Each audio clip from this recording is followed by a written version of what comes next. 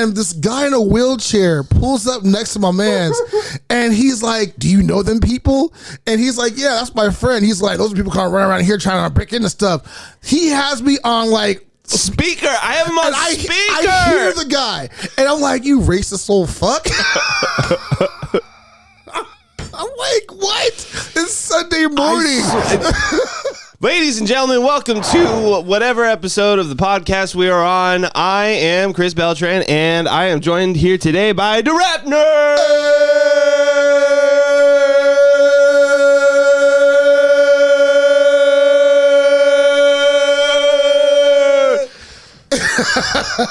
Thank you for joining us today. You're welcome. This is great. I've been waiting for this for a while. It's been a long time. And I just want to say, I asked you last year to be on the podcast. Yes. And that damn ass COVID. Yes, it made things difficult. It made things very difficult. Yes. And so around that time was when I was like, you know what? I'm just going to stop bringing on podcast members. I'm just going to do it by myself for a little bit. Which is good. Things cool down. And now they're back up again. So, yes. But I just want to start off by saying that, with our history together, you are one of like the godfathers of this YouTube channel. I just want to say, because without our work at the radio station together with OK Radio, I don't think this would have been what it is, or I would have never had so much zest to do it. So, OK Radio thank you for that. Was forever. And forever is a time capsule moment of us just learning how to be dope. Yeah. Like I needed to learn a lot too. We experimented so much learning all the ins and outs of how to do radio and broadcasting, how to like curate live and on time. And then also too, we're like airing from like 2 a.m. to like 4 a.m. or sometimes we'd be at 6 o'clock in the morning because folks wouldn't show up. No. And we just hang out and just like, screw it, we're gonna learn and just like host the whole show and just come up with the skits and segments, and it was dope. We had some good inside jokes too, and we had some good regular callers. Remember that one time someone called us and was like, "You guys ain't fucking real. I'm gonna fucking come in there and shoot your ass." The guy was hella mad. He's like, so "You guys ain't real hip hop. You guys are real radio DJs." I was like, "Sir, just change the channel. Like it's 3 a.m. in the morning." Like, by the way, we never once uttered the phrase "we're real hip hop," right? Or we were learning how to radio. That's all we were doing. And that was like so early into it. Like it was like week 2 or 3. Where I was like, I think this is going to happen regularly. Luckily, it never did the year that we did it. But like that one instance was just. And you know what? I will say that one, even though as funny as it was, it made us get better. Because we realized, okay, you know what? All jokes aside, we got to like step our game up and kind of curate everything. And then that's when you start introducing like, kind of different segments, how we structure it better.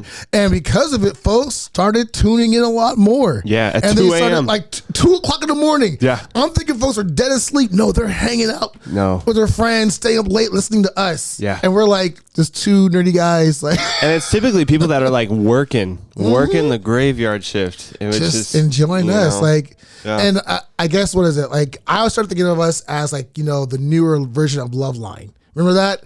No. With Adam Carolla and Dr. Drew, because they would be up around that time of night talking about comedy, life, sexual health, mental health, all those kind of things, and it was very funny. It was impactful, meaningful, and it was dope. Yeah. So I was like, you know what? Let's try to like up our game. And we, so I was supposed to kind of like the DJ and the co-host. You were the main host and the main curator. And we just started then getting submission from other artists playing their music, just making it more lively. And folks started submitting us dope tracks. We had interviews. The time we had Chewy come out of the studio. That was pretty fun. That was so dope. So like, yeah. And props to Chewy, he's blowing up right now. So he is, dude. He keeps dropping track. Like, so I listened to him like a bunch at that, and now he's always on my like release radar. Props on me, Chewy. So like, salute that. And you know what? That's really taught me a lot. Like Chewy in his like kind of like work that he did and what he did for us. Because like I listened to him a lot when we in prep for the podcast, and now he's like always on my release radar. And now it's like, okay, if you can get some people, just like a group of people, to listen to one song just a few times, and then you just keep churning out tracks. You'll be on that release radar all the time. Just People stay will consistent listen with the work, and then you start blowing up. That's all it is. People think that you gotta like imitate this, imitate. No, just be you and just stay consistent. Yeah, that's it. And then for the consistency, you realize what works, and what doesn't work. Yeah. And when it doesn't work, don't get mad about it. Just get better, get good. So don't do what's not working for you. If folks are saying that's it, don't say, oh, screw you guys and do something else. No. If the folks are saying we like this, give them more of that. Yeah. And we like this, give me more of that. And pacing is like one thing that I've noticed in some artists lately, that like some of my new local favorite artists, it's mainly because of their pacing and how they release songs. Yes. Like every 6 weeks to like 2 months. Yeah. And it's like they're always dropping some significant project. And it it makes me hungry sometimes. Like, well, speaking of projects, I'm gonna do it now. I'm working on my next album right now. We're coming out with a new track. Yeah, Raw Cookie Dough came out back in the end of 2021. 2020, which did really good for me because I did a lot of like virtual showcases and also a few live shows. But folks were kind of like catching the album, like, yo, how come you didn't tell me about it? I was like, I did a soft release. I wasn't too sure. Yeah. And it brought a lot of momentum for me to where now I'm getting booked for bigger shows. I got, what is it? I'm going to drum for the Philharmonic for CeeLo Green. Oh, yep. nice. So I'll be jumping for Philharmonic. His Congratulations to Philharmonic, man, by the way. he's popping too. Like, yeah. That's the homie. That's a good gig too for CeeLo. So and then after that, then I have VacaCon in April. I'll be DJing, hosting that showcase. Then after that is FanimeCon, back for FanimeCon this year, rapping, DJing, hosting, and for that. And shoot, possible tour in the summer I'm working on, and then the album release in between all that. You're busy. Yes, you're busy. Hustling. Busy. You got a lot of shit on the to-do list. But also too, but wait a minute though, my man over here dropped a single. If y'all haven't heard it yet, thank you. Like, my man, like Xris Beltran, man, he's dope. He's dope. And I'm working on the next one. I want to drop it soon. Oh, and so Suki now. Haven't announced it officially yet, but we're still recording it, and it's in the mixing process though, so it's like written. Ooh, and it's almost there. And the song is called "Get My Shit Together." Appropriate. And I think it's appropriate. You know, and I feel like that's the best music that you can write, is something that's so revealing. Like, yes. You know, I've written so many songs, and even some of the good songs that I've written. That I really like, I don't release them because I feel like it's not me. I feel like I'm writing about something that I wanted to be. And so I feel like if I just come online and just say, hey, I'm a loser, I feel like it feels better to just like embrace. Because people want authenticity. Yes. Like, yeah. The best songwriters understand that I have to be able to relate to people. You got to relate to them. So with my next album, I haven't really said what the name is. I guess I'll say it here on your podcast. The album is going to be called Phoenix State of Mind. Phoenix State of Mind. Okay, I love that's like an urban Harry Potter book right there. It sounds sick. It is, and like I came about it because after just like really seeing myself during lockdown and the success of Raw Cookie Dough, to me, like it didn't like put it on Billboard, but just the fact that when it did come out, people started catching it. Other podcasts started noticing it. I'm doing interviews that let me know that I still got it. Like, I'm not out of the loop. I just had to come with, like you said, come up to myself and be real about me. Yeah. And I'm a very nerdy, quirky kind of person. I'm not gangster. I may grew up in the hood, but I like living. I enjoy living. So hey, respect all OGs. Respect to you. Just not me. Like, yeah. So I'm very philosophical. I love to read. I love to like deal with myself and try to be a better person. And the Phoenix State of Mind came about because I realized that in this chaotic time that we live in, you can't be caught in a duality sense of Democrat, Republican, left or right, this or that, because the system itself is exploiting either or side. It doesn't matter. It's that, and I feel like that type of thinking is like really poisonous, but like not like poisonous as in like toxic. I think it's poisonous as in like, it's like food poisoning. Yes. You ate something and now your body is not reacting very well to it. And I feel like that's happening right now in like culture and in politics and everything. And because like if you let all that anger sit inside you and if you can't let go of it, it will become poisonous to you. Oh yeah. And given that even this morning coming through yo, this morning was so hilarious. And for those who are like, oh my gosh, let me explain. Okay, I have a very like I've learned to enjoy comedy. I've learned to see life as comedy because life is just a play. Really, it is. It really is. So you gotta learn how to narrate how you see things. So I'm pulling up, right? And me and my are on the phone. I'm like, yo, is that you? Yeah. And this guy in a wheelchair pulls up next to my man's. And he's like, do you know them people? And he's like, yeah, that's my friend. He's like, those are people kind of running around here trying to break into stuff. He has me on like, speaker. I have him on speaker. I hear the guy. And I'm like, you racist old fuck. I'm like, what? It's Sunday morning. And I told you, that shit never happens around here. Like, usually I'm like, dude, like, cause see, what I told Daryl at the, before we started, I was like, I'm really fortunate that, cause I feel like, okay, if you're talking to somebody and you're disagreeing with them and they're honestly, genuinely saying, like racism against black people really doesn't exist. I feel like that is a good thing. I think it's a good thing because they're not around it. Yeah. You know what I mean? So those are the kind of people you want to be around. Yeah. Are people that think that it's not there. Yep. And then boom. And then it happens and then you're like, oh, fuck. Whoops. Like it's somewhere over there. It doesn't happen over here. No. Does it? It happens over here too. To my defense though, it was on the sidewalk. It didn't happen inside the complex. It was outside of the gay community. It was not at home base. The jokes themselves write themselves, and that's why, like now, like I said, for those who are hearing this, we're like, oh my gosh, how horrible. You know what? When you learn to have a think state of mind, it doesn't mean I take it. Obviously, I called him a racist old fuck, and the guy heard me because, like, when I went all past him, he was all nervous. I was like, "Sir, have a good day. You're not worth my time or energy." Like. When dealing with racists, I now have a choice to do I want to engage and get mad or angry, or like, you know what, the guy's crippled, he's old, and he's in a wheelchair. He's probably seen some shit. You know what I mean? And you know what? Life already got to him before me, so it's all right. It's, So you know what? Let it go. Ashe. Keep it pushing. Like, so I've learned to pick my battles wisely, be more patient with people in life, but at the same time too, I will call you out for your bullshit and then laugh in your face. Damn, dude. And I was like low-key embarrassed. He was so like, oh, I was like, it's like, fuck, dude. It's not your fault. Like, you didn't do nothing wrong. Jeez. You can't control your neighbors. No, you can't. I don't even know if he is my neighbor. Just a random old dude. By the way, this place is not wheelchair accessible.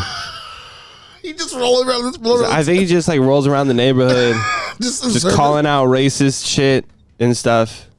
He's a bitter old man. And, like, I liked how he was like, those are the type of people that are looking for shit to steal. And listen, motherfucker, you don't got shit to steal. And I don't drive. What do you call it? A shit whip. I don't drive a shit whip. I drive a nice vehicle. Okay, surprisingly enough, I drive a nice whip. His shit's better than mine. And they're thinking that I'm gonna like pull up in a very nice car. Okay, all right. I do want to say though, if you see a thug in a Prius, dude, watch out. That's some creeper shit. You can creep up on that. Just imagine. Imagine hearing no car and seeing a car. We thugging in Teslas now. That's dude. We thugging in Tesla. Thugging Teslas, dude. Tesla needs to rebrand. I need a song called "Thugging Tesla," bro. Thugging Tesla. I'm thugging in a Tesla. pull up in a Tesla. It's not even skirt. It's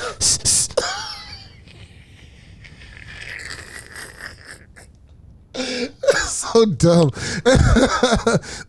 Elon, sponsor us for the single. yes, hit please. us up. Yes, hit us up, dude. Thugging in the Tesla. We. Hashtag thugging in the Tesla. I want the news report to. And a drive-by was commenced earlier in Land Park today in Sacramento, and the vehicle was a black Tesla. Tinted out, tinted windows. Tinted windows. Wait, I'm 24s. It had spinners on the rims. And then I want them to interview. Oh my God. I mean, we saw the car come up, but we didn't hear the car come up, so we thought there was nothing wrong with it. So look, like, check it out, man. It was Friday night. I was at the home, you know what I'm saying? All of a sudden I heard and then all of a sudden the windows came down, very, very slow. And all I heard was like, whoop, whoop, Elon. I was like, whoa, wait a minute, hold up. Whoop, whoop, Elon. Like, wait a minute.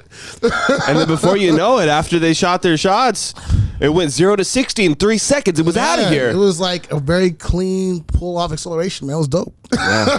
Those really are good thug cars, man. Really are. Very energy efficient, too. You know, yeah. Energy efficient. Got room in the back, too. room in the back. Yep. Yeah. That's what you need in a I loved it. in a thugging Tesla. Thugging Tesla. But yeah, welcome to my neighborhood, by the way. I've been living here for a couple of years now. Mm-hmm. Nice neighborhood too, and your studio is awesome. I gotta say, thank you. I appreciate it. Yeah, very well done. Put up a bunch of stuff. No one can ever see these flags. I know, unless you walk in here. But yeah, this is like basically like what I believe in. So, and then I got the Cuban flag. Nice. So that, and then California.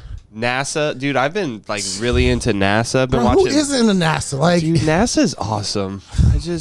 I mean, except for in the 60s when they were employing Nazis, but like, other than that, NASA's dope. For folks who don't know their history, look it up. Yeah, Operation Paperclip. Mm-hmm. Oh yeah, that shit is. Folks don't read, man. Folks really don't read. But see, I just want to let you guys know, though, that's how hard America plays, dude. We'll smash a country in a war, and then we'll start hiring them for our science shit just to beat another country, just in spite of another country. Bro. Like, I've actually, so in college, my minor was history. So I focused on American history, Black history, and also Chicano history. Mm-hmm. And America, dude, they're that grimy. Like, what is it? We are. And what's so messed up, and the reason why we changed is after, the War of the Bay of Pigs, and Cuba actually infiltrated the CIA and the FBI. That's why they changed all their policies, because when that whole thing went down, mm-hmm. all the Cuban spies who were in the CIA and FBI got out before things hit the fan. And when they realized it, they were already gone. That's why they changed up all their protocols now. But anyways, y'all can go out here and just history is amazing. I love history so much. Take a look at it in a book. Dude. By the way, I've been like reading hardcore lately. And as that book that you just saw, by the way, book recommendation, Never Split the Difference by Chris Voss. That shit will teach you. He's an ex-hostage negotiator. Who will teach you how to negotiate with very difficult people under very difficult circumstances. Yes. So in other words, it'll teach you how to talk to my mom and how to get what you need out of people like that. So man, it's a skill you have to learn, because in this day and age, if you don't have people skills, and if you think ghosting is going to work, or if you think being petty is going to work, oh God, you'd be surprised. Folks who have more power and reach can do a lot more things than you, and then you'll always be the one getting the short end of the stick. It's an all mental game. Oh yeah, it's all mental game. Like, you're playing checkers and they're playing chess. Something like that always told me. And I wish that book came out in 2016 or something like that. Mm-hmm. And like, I wish I read that book sooner, because it really makes you analyze certain exchanges of information, and sometimes like it's like a Pokemon battle, you know, like when you're walking around, you trading potions and shit like that, and then like all of a sudden you'll be in this like dun dun dun dun dun, and you're like, okay, how do I negotiate? It's like throw out something like this, like, oh, it's super effective. All right, let's go, baby. Pokeball. Yes, I just nabbed the deal. Exactly, because if you don't, then you miss out on opportunities. Oh yeah. And right now, with how things after this whole like great reset, the great resignation that they're all calling this stuff, if you don't know how to negotiate your own deals, you're gonna get nothing but scraps. Yeah. And you got to take it because you feel that you should get. Sorry, life don't give you anything. And there's one thing you can learn throughout American history: nothing is given to those who just ask. You gotta go out and take it. Like you, like, go out and take it. People forget this land got taken. So and that's how everything is. And okay, so that's the American way. But I just want to say though, like with what's going on with Ukraine and Russia, and it's making me really like rethink like world policy and how I view the world and everything. And I just like, unfortunately, I just kind of feel like sometimes you got to play hardball. This is like how. And the sad thing, like, all love to the homies, you know, out there in Ukraine and whatnot, and who are Ukrainian. But at the same time, it's like, dude, like, look, you gotta look beyond the now and look at the past and how it got to now. Yes. In order to make things better for the future. Oh yeah. Because if we don't, it's gonna happen again and again and again. Like, and plus two, there are lectures out there. I encourage you to go do your research. Look up how Vladimir Putin got put in office. Oh, yeah. And look at how Ukraine came to be. When you study those 2 points, you'll understand all this stuff. That's why it's like, oh snaps! This is all a whole setup. Yeah. And this was back and was even on a CNN. They did a little 8-man blurb how this even started back in 2016 with Trump. Let me stop. But anyways,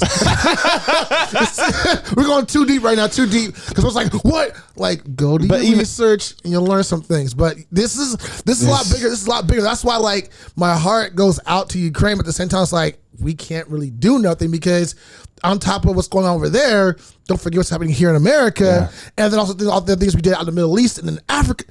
It's a whole giant cluster. So this is only one. This is like the tipping point to things that's happened so many times prior to. Yeah. So all love to my homies out there in Ukraine. Stay alive, be safe, defend yourself. But just know that you guys are kind of like the final tipping point to find folks with games saying, you know what? We got to stop letting these people in power dictate and manipulate the narrative and have us fight each other. Yes. Like, because they know as long as I see my man over here as my enemy and not as my human being and my friend, then we'll always be at odds. And we can't have the conversations to find out, well, where are you coming from? What's really happening from your perspective? And give clarity and understanding. And like, I mean, it's a common thing. I mean, I'm pretty sure you've heard this. It's so bad right now here in the States. Literally, aliens would have to come down and blow up a city for us to be like, okay, you know what? Let's work on this together.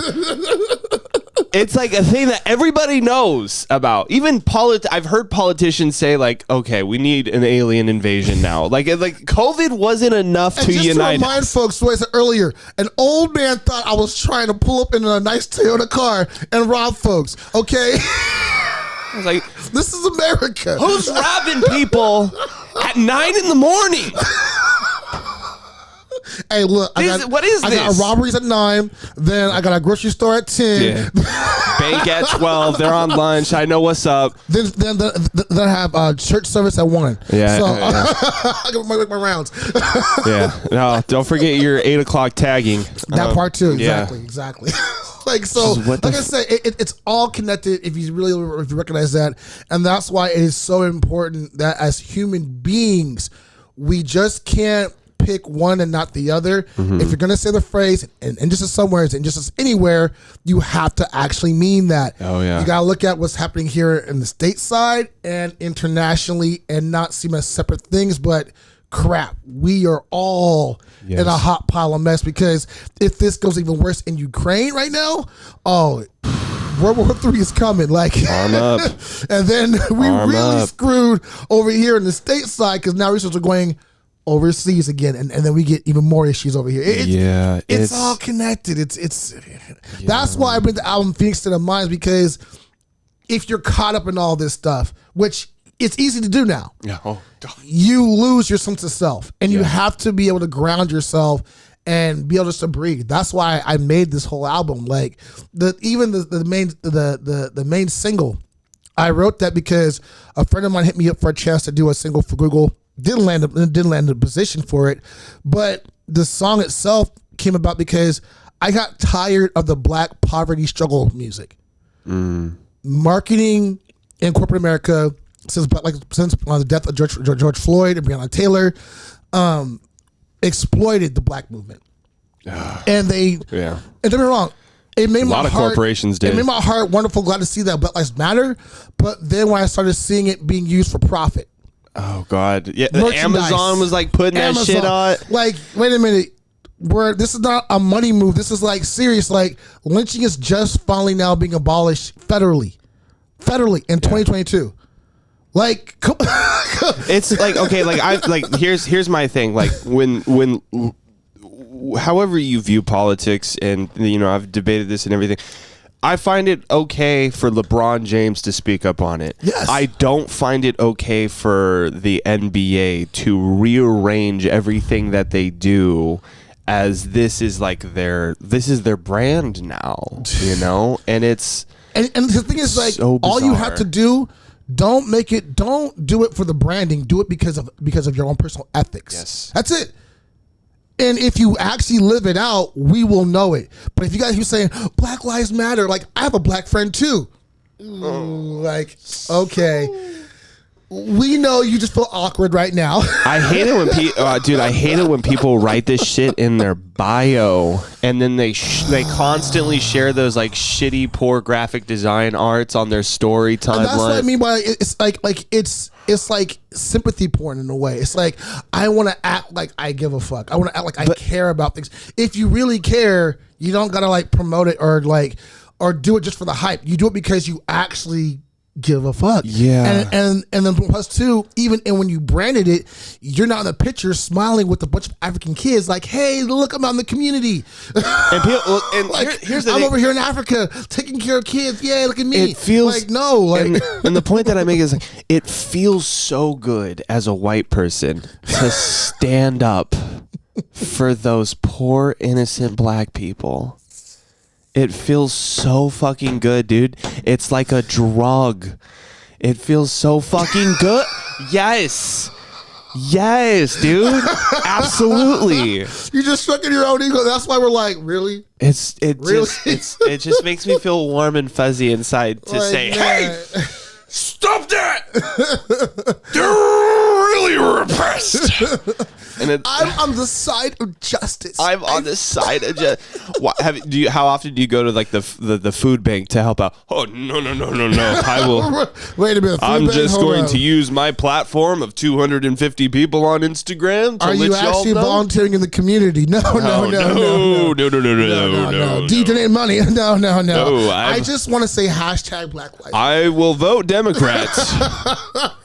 But I won't vote. Put your action and money where your mouth is. If you do that, then guess what? You won't even have to say Black Lives Matter. You won't have to say, oh, I stand for Ukraine. Because why? You actually are doing it. Like, you're actually being there. You're actually supporting. You're actually donating. And when people want to put your records, then the proof comes up for itself. The receipts are there. You know what I mean? So versus just like, oh, social justice warriors. Like, I'm so tired of those, man. Like, I need you to be actually in these communities. Because like, one part of what makes me who I am as an artist is my main business is working with the youth. Yeah. I'm out in the Bay Area between working with the police department and kids who are locked up in the system, to kids who are in charter school, to youth centers, and I'm teaching them how to be artists. Yeah. I'm showing them how to record, how to podcast, how to make their own music, how to actually take their narrative back. And all while doing this, letting them know that, okay, you can be you, but you got to know the business too as well. So that way you can control your narrative and not be exploited by this industry. I'm not saying you got to be the next Kendrick Lamar or, or it's bad to like Megan Thee Stallion. All I'm saying is no matter which path you choose as an artist, you are an artist. Yeah. Because you really don't want to be like those ladies on The View. Like, you don't want to be one of those I'm gonna quote one of my favorite comedians, Tim Dillon. There are plenty of strong, independent, smart women. Yeah, absolutely none of them are on The View. Like it's so wow.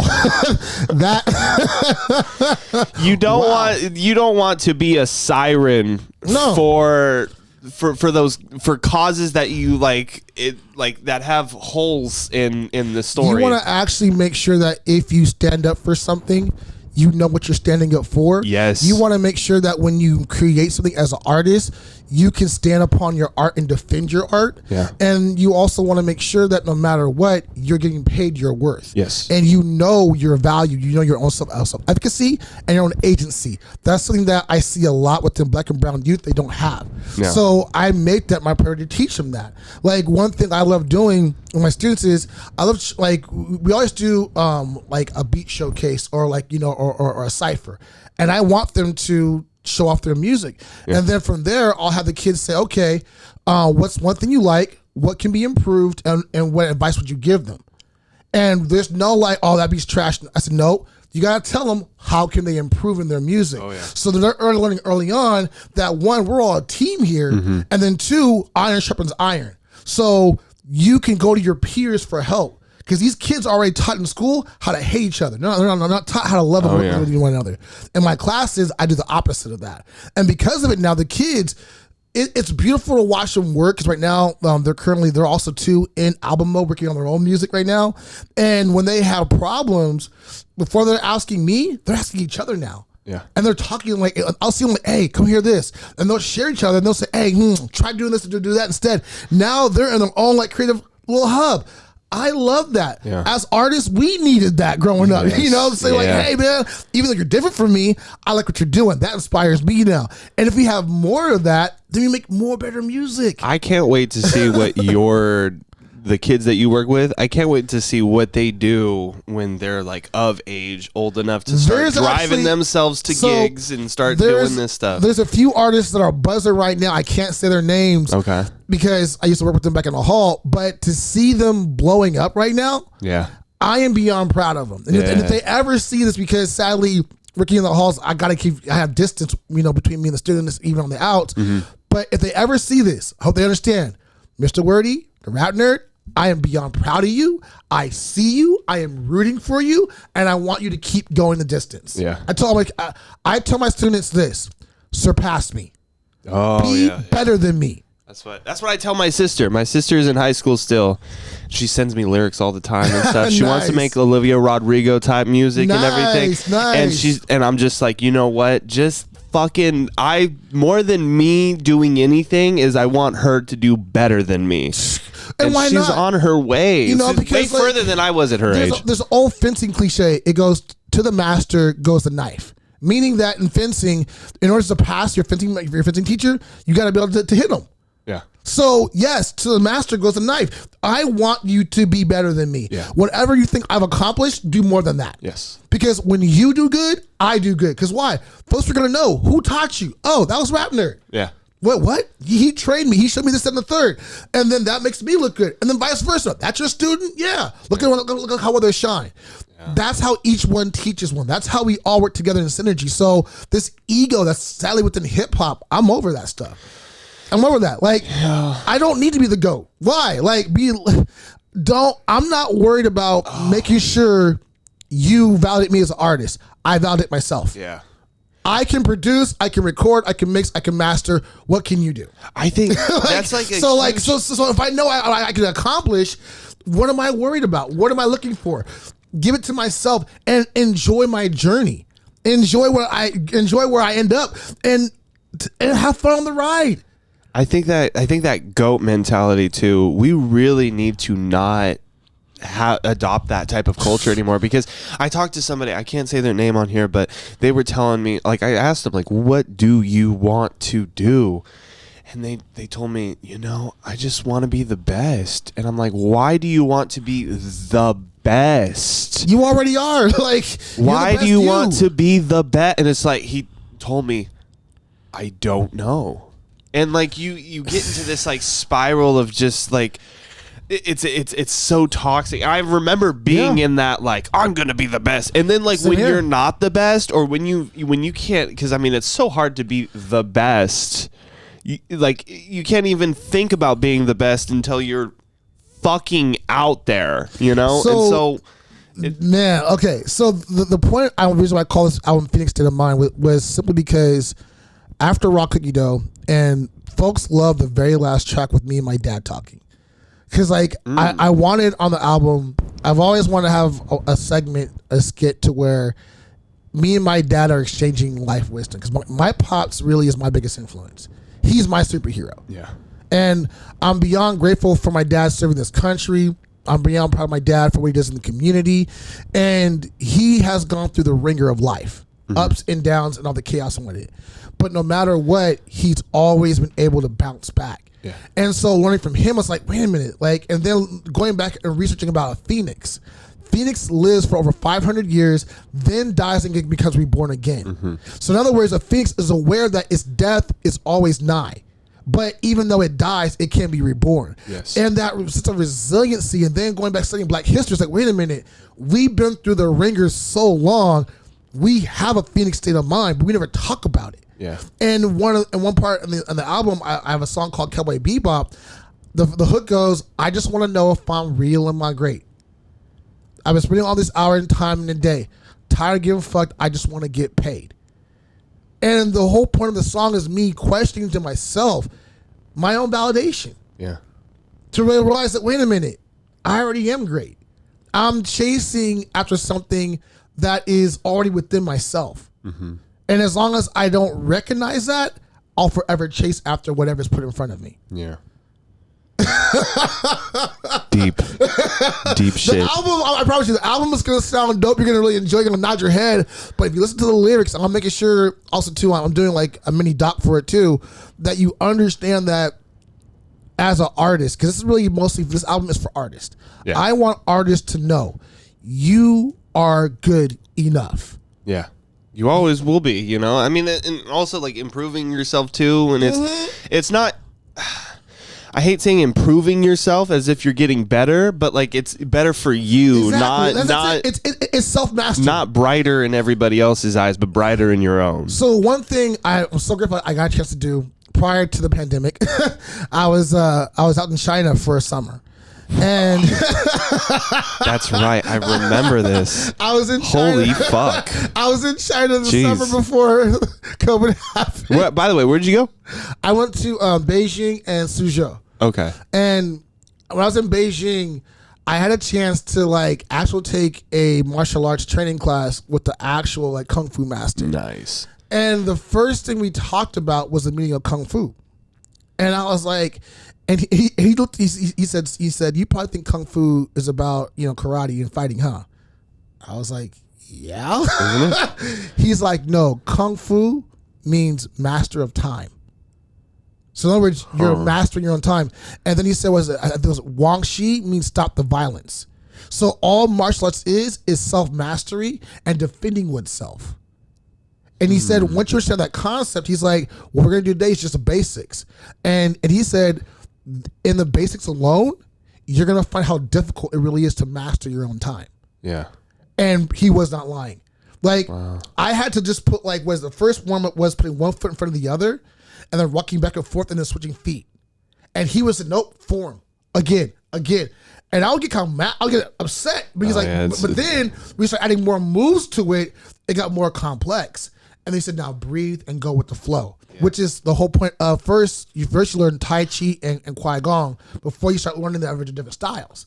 And he said that normally it takes you about 2 or 3 years to just to master that. 2 or 3 years just to master that. And I was like, wait a minute, what? But when I started practicing when I was out there, it was crazy because yes, being black in China, you will get people like taking photos of you and stopping you and like thinking that either you're famous or American. But when I would go out in the morning and practice just, the basic what he taught me, folks started coming beside me saying, oh, do this, do that. They were actually teaching me while I was training and learning. That opened up more just for communication. Yeah. So in other words, through mastering myself, I got more assistance because people saw that, okay, I could teach you this part, show you this aspect. So as you master you, that's when your teachers actually come around you. Mm-hmm. So when you are getting better, that's when you do get the knowledge. But if you're chasing after validation, they're going to always withhold it from you. You have to do the work.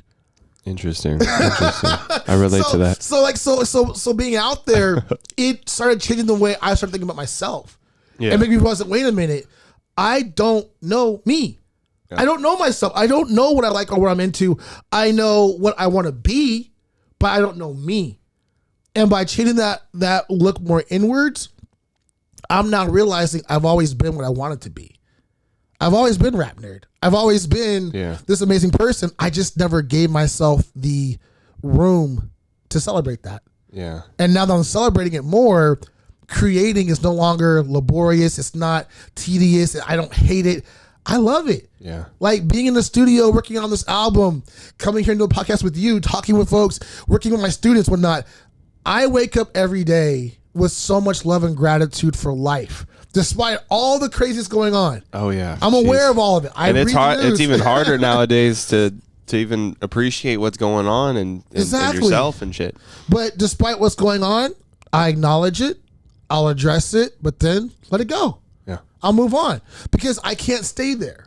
If I stay there, then I'm now caught up in the world's mess. And that's not my mess. Yeah. Instead, I'm doing what? I'm trying to help the world become better. So on top of my art, I'm also with my work. And my work is not for someone else, it's for me. Work is for you. We work to pay our own bills, to supply our own needs. Once you understand it, then wait a minute, I'm here because I want to be. Yeah. That's why people were so upset with the whole Great Resignation, was that folks were saying, wait a minute, why am I doing this job? Yeah. I'm working for a check. I'm not working for myself. Yeah. Working 2 or 3 odd jobs.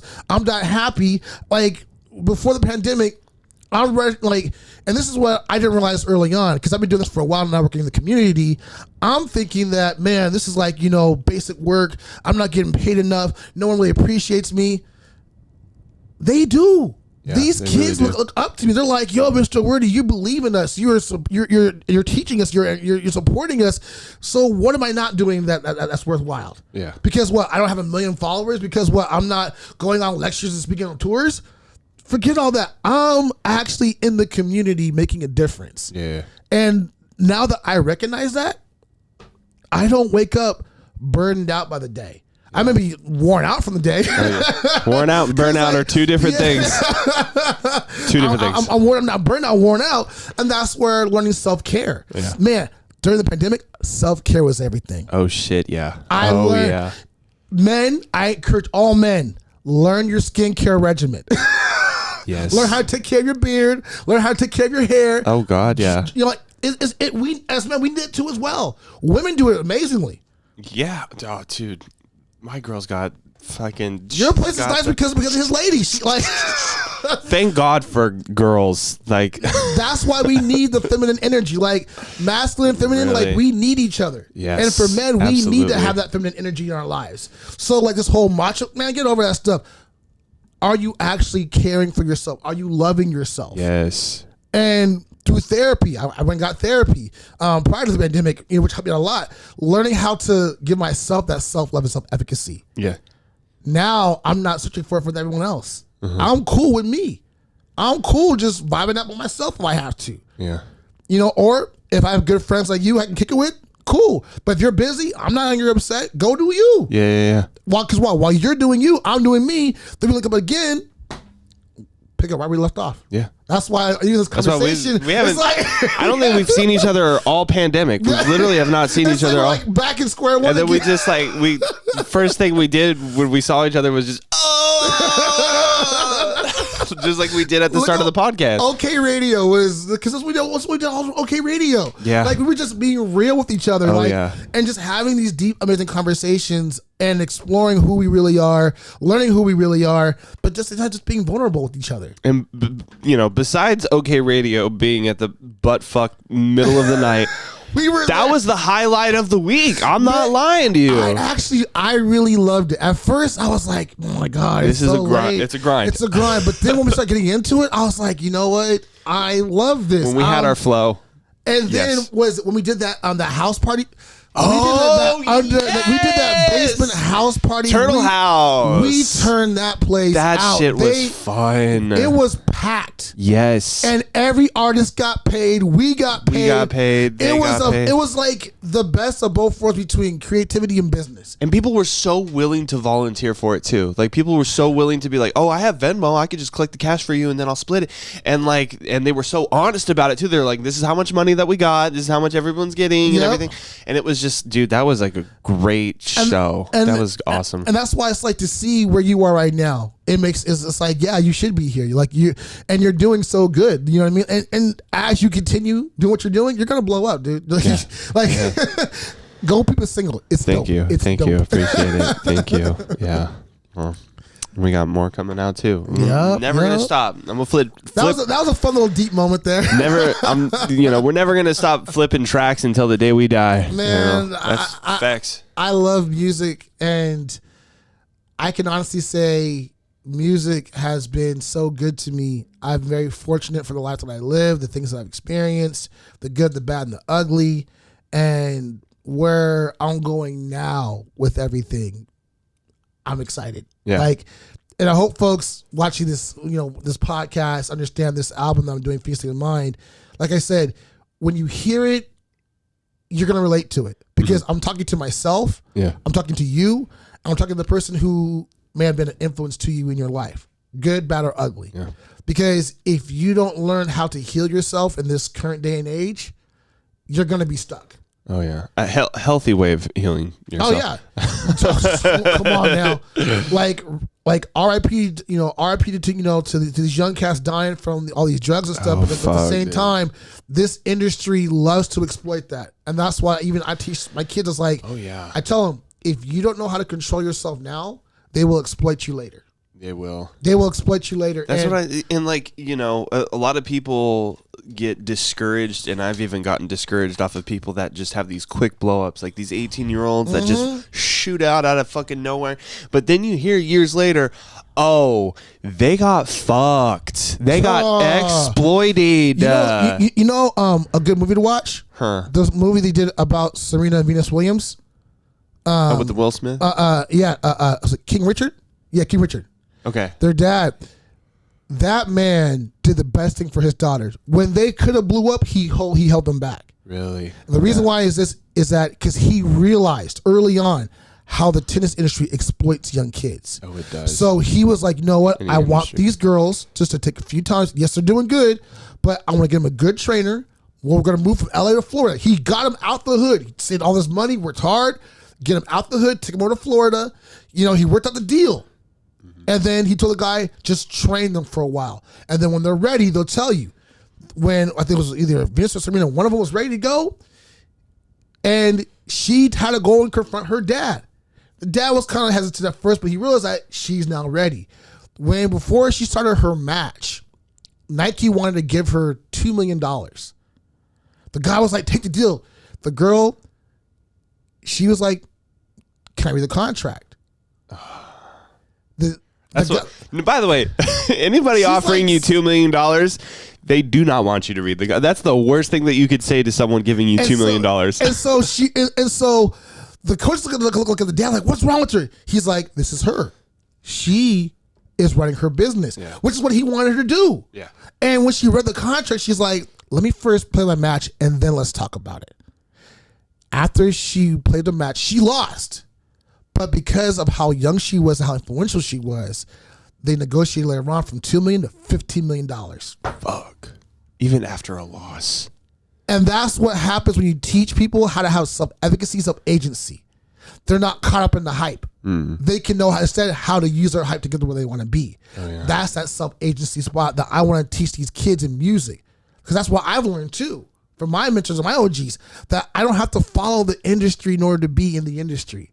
No, you really don't. And if anything, and once you understand that, then it's like, wait a minute, I'm having fun on this journey as I get better, meaning that I'm making content that everyone can relate to. Yeah. Now I can talk about deals and sponsorships and whatnot and get myself further along the road, but nowhere am I behind the game. Yeah. I have to go through every single step.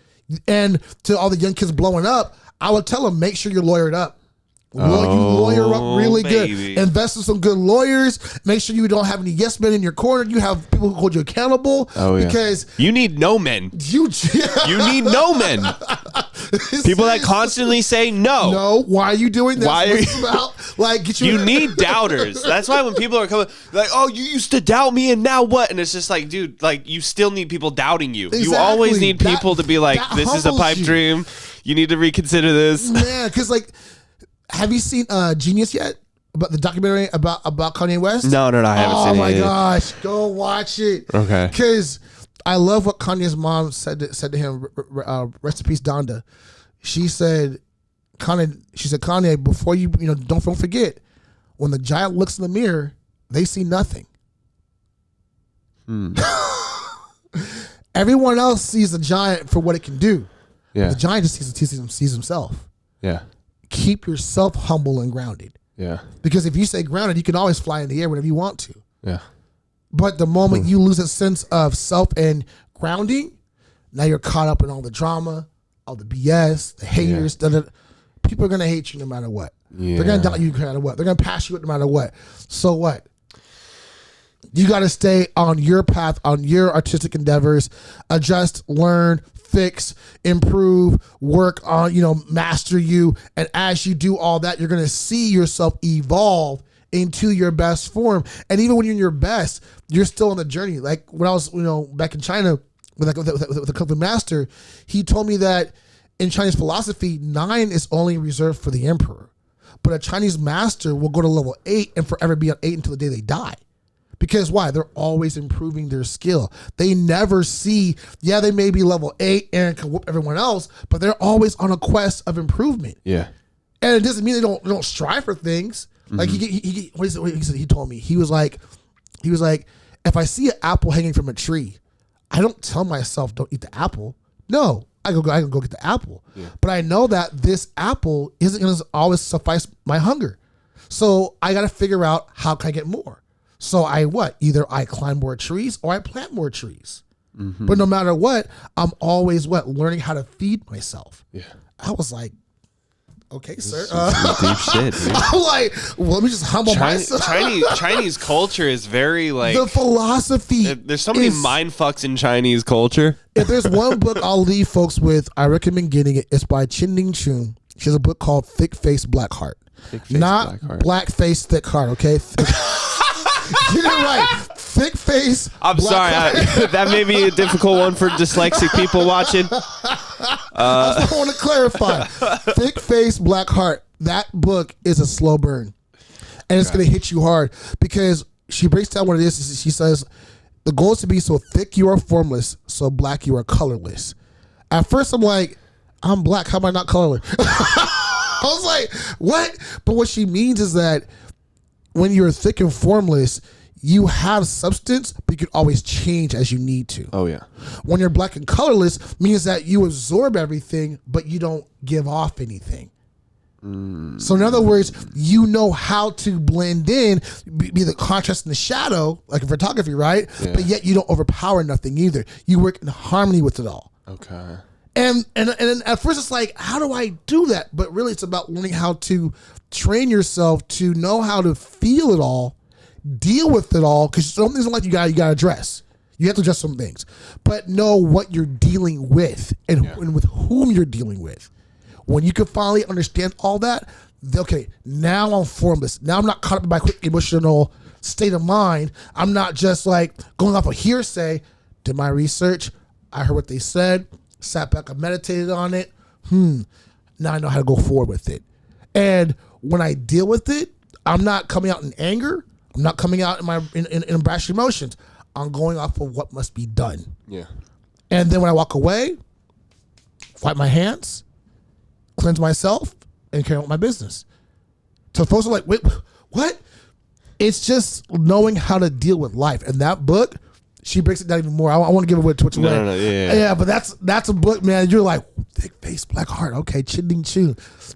Read that book. That book. I have a list of books I got to check out. That one right phone, there. So. That's a gem that, that's a gem I found, man. That's props to Curtis King. I was in his producer master class. He dropped that book. I was like, thick face, black heart. Bought it. I was like, yo. Yeah. Have you read 48 Laws? Yes, dude. That's always a good read. I read that book at least once a year. That one really breaks down. That one is a double-edged sword because a lot of people try to. That book is meant for you to understand, not to use. If you live and use that 48 laws of power, you will have to deal with the consequences of 48 laws of power. Yes. But if you understand it, you know how to get around certain things. Yeah. That's what people mess with the book a lot. Because also in the book, they tell you when those instances don't work. Yes. And so I like the balance of this is strength and power, but this is how you could fuck it up. You could literally lose it all. And people, they fuck it up and lose it all. That's why the book even tells you, don't use this for evil. Like, don't use it for evil. Understand human nature. Just what happened to Harvey Weinstein, you know? He's the most powerful guy in the industry. Oh my gosh. Taken down by just 50 angry women. That's it. And rightfully so. Like, man, like, of course. If you're doing stuff like that, like, man, like, and that's where I would say as men, that's why even for men, we need accountability around us. We need people to say, hey, yo, we ain't doing that. That's some bullshit. We ain't doing that here, okay? And if I catch you, I'm taking you out back and I'm gonna beat you up myself. Like, like, come on now, Harvey. Like, nah, bro, nah, all that. That was entertaining though, to watch a giant just fucking fall, dude. That's just. And you just sit there and you're like, oh, well, he was a bad person, so this is kind of amusing. I think I know that for the black community, they on Showtime want to watch it, but they're now doing the talk about Bill Cosby because that one hurt, man. That one was like, that one's a rough one because he did so much for the black community. He introduced black stunt doubles. Yeah, he brought in black children's narratives and everything. He brought in on so many comedians, but at the same time, while he's doing all this good, he's doing some buffoonery, darkness, and just and that has to be addressed. That has to be dealt with because it's not okay. No. Especially how big of an influence and how many people he has impacted, even in a negative sense. Yeah. Those women deserve justice. They deserve justice. Heck yeah. I would say this though, that needs to be dealt with without the media circus around it. Deal with them accordingly to the court of law, but don't exploit the situation because that's where a lot of us were feeling, which is that yes, he's wrong. Deal with him. But stop making this a dog and pony show. Yeah. That's what we don't like. Deal with it accordingly. Bring forth justice. Get them off the air. But don't make it a whole dog and pony show. We don't need that. That's what the news does, though. That's their job. Because they're trying to sell shit. It's really hard to, So I heard some pretty good advice, and it was like how chaotic what is going on. Yes.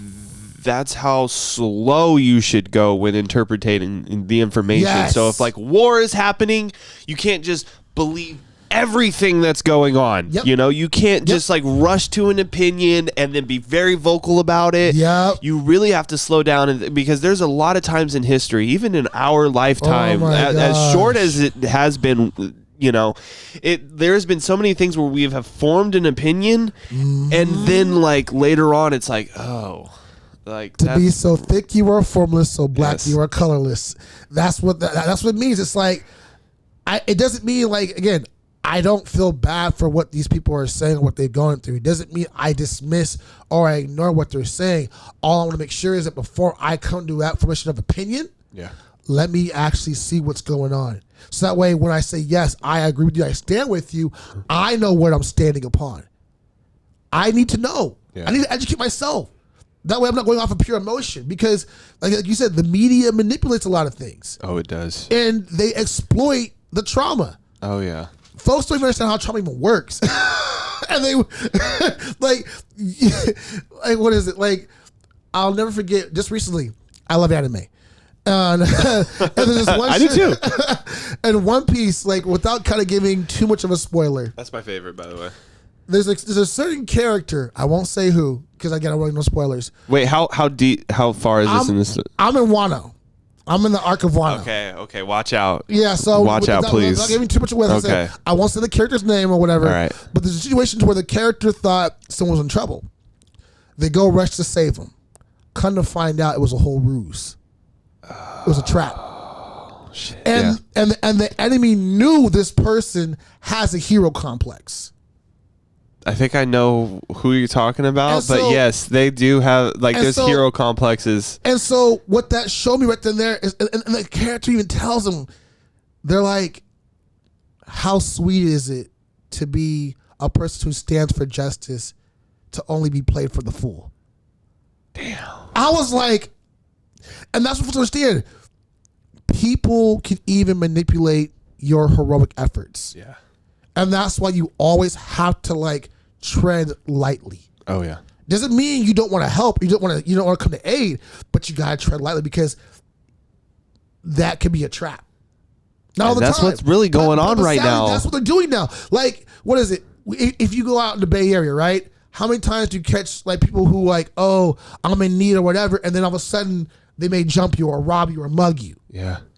They take advantage of your kindness. Yeah. And that's where it's like, you can't be kind to everybody. No. Some people you got to be like, nah, I'm good. I mean, keep walking. Oh, you don't care. No, I do care. Just that I'm aware of my surroundings. Yeah. Where are they taking me to? Where are they in this whole point in time? Mm-hmm. And if I want to actually give, am I giving because I feel bad for this poor person who has a hard knock life? Oh my God. And people know that, and they will, like, play off of that, manipulate that, and get you.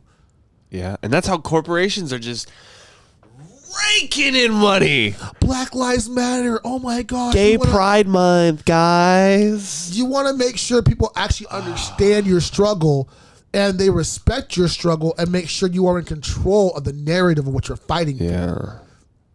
If you don't control the narrative, they will exploit that. That's why, like, and anime stays giving gems like this. Dude. And that's They what just know. They've been in a, by the way, anime has been in a golden age for, like, at least the past 15, 20 years. Man, like, I don't think their golden age will ever end. This has been like, this has been like the biggest golden age ever for anime. Like, because a lot of the new ones was also, another good one, Demon Slayer.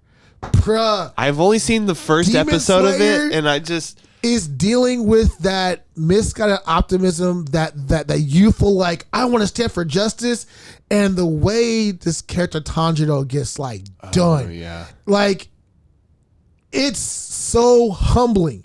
Yeah. Because even you see him breaking after every single fight. He wants to stay positive, but he's like, how do I stay loving and kind when these demons keep messing up everyone's lives, my own life?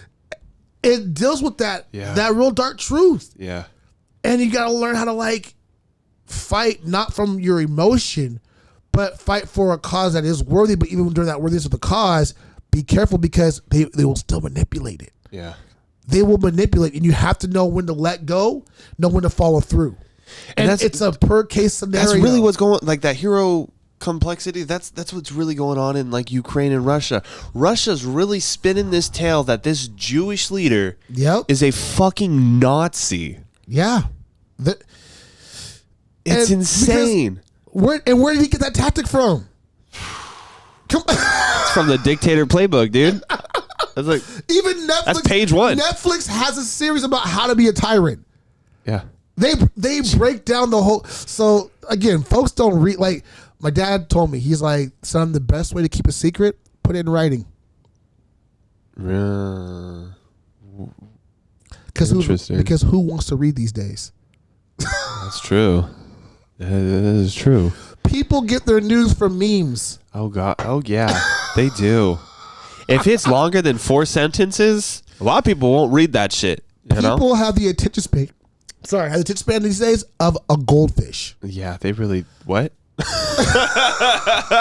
And if it's not meme or GIF ready, yeah. GIF or GIF, whatever, whoever you are. If it's not that, then I won't pay attention to it. Yeah, and that's why the poor stay poor and the rich stay rich. Really, and that's why the poor are getting poorer and the rich are getting richer. It's the whole. It's all full circle. It's all full circle, but yeah, like. Again, the album's coming out. It's gonna be dope. Think State of Mind. You're gonna love it. Check it out. Phoenix State of Mind.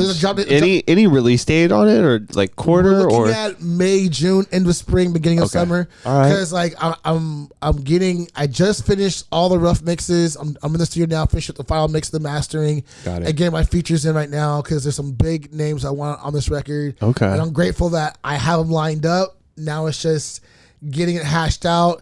I will say the album is a mixture between Samurai Jack meets Willy Wonka.